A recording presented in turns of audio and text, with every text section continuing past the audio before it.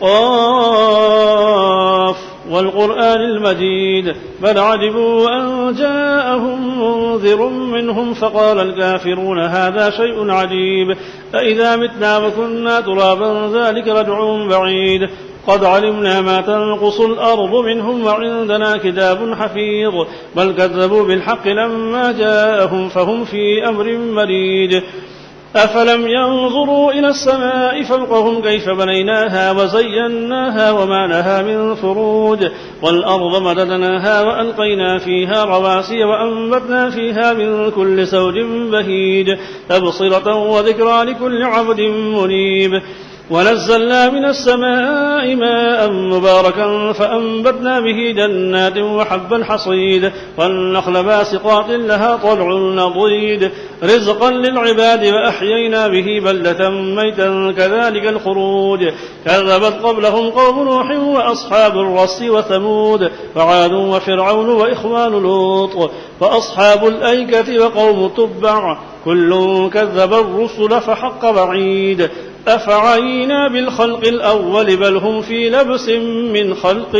جديد ولقد خلقنا الإنسان ونعلم ما توسوس به نفسه ونحن أقرب إليه من حبل الوريد إذ يتلقى المتلقيان عن اليمين وعن الشمال قعيد ما يلفظ من قول إلا لديه رقيب عتيد وجاءت سكرة الموت بالحق ذلك ما كنت منه تحيد ونفخ في الصور ذلك يوم الوعيد وجاءت كل نفس معها سائق وشهيد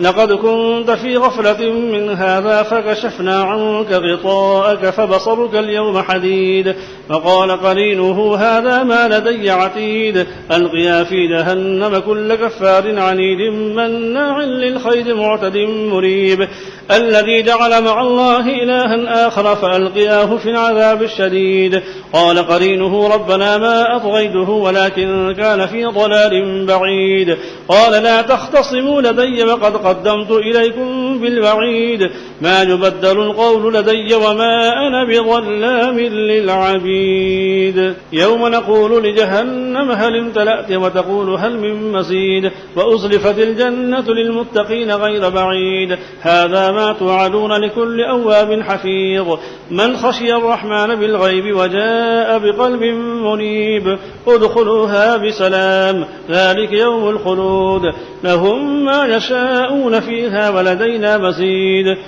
وكم أهلكنا قبلهم من قرن هم أشد منهم بطشا فنقبوا في البلاد هل من محيص إن في ذلك لذكرى لمن كان له قلب أو ألقى السمع وهو شهيد ولقد خلقنا السماوات والأرض وما بينهما في 6 أيام وما مسنا من لغوب فاصبر على ما يقولون وسبح بحمد ربك قبل طلوع الشمس وقبل الغروب ومن الليل فسبحه وأدبار السجود واستمع يوم ينادي المناد من مكان قريب يوم يسمعون الصيحة بالحق ذلك يوم الخروج إنا نحن نحيي ونميت وإلينا المصير يوم تشقق الأرض عنهم سراعا ذلك حشر علينا يسير نحن أعلم بما يقولون وما أنت عليهم بجبار فذكر بالقرآن من يخاف وعيد